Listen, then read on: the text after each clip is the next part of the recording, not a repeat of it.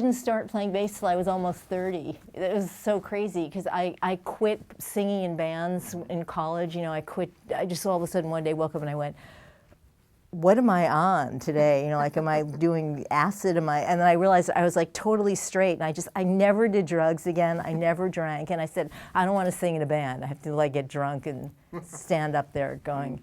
So I quit music totally, and I was living with John Paris really young. I was in graduate school studying art, and he was making tapes in the house, like one tape and banging on a cardboard box, and he'd go, come on, sing, sing.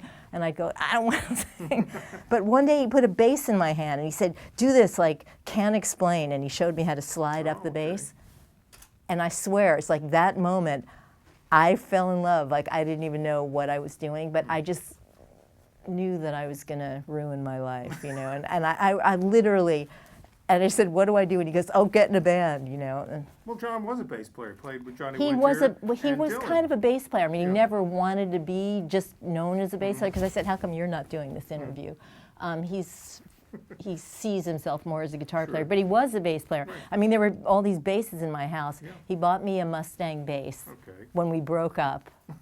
And the other irony is my first husband was Calvin Fuzzy Samuels, the great Calvin Fuzzy Samuels. Who is such a great, phenomenal bass player. But the funny thing is, none of us ever sat around and like played bass or did anything like that. I mean, I'd sing on John's little home demo. The three of us lived together for a while. It was crazy.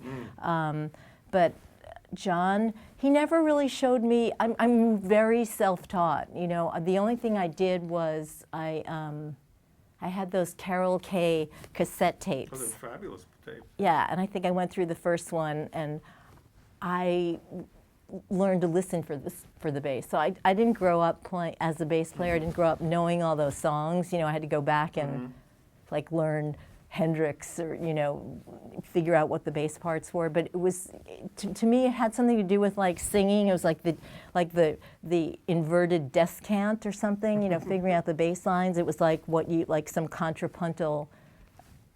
I'm sure all the music mix had, it all sort of contributed to something, but I love the bass. I just love it. I love playing. I love the feeling of it. I don't know. And it was a process, just learning. I kind of learned on stage. You know? Well, I think that's what I really love about it, because I mean, I think I really am like a team player. Yeah. You know, I've always been that kind of person.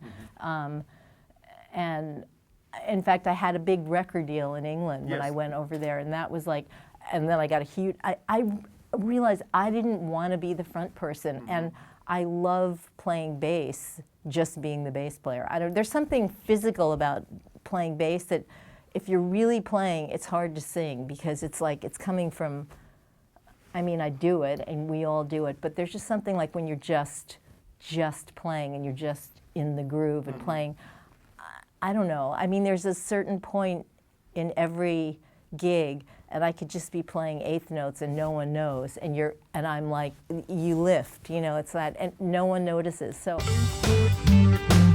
you can catch additional episodes and much more by visiting us on the web at knowyourbassplayer.com.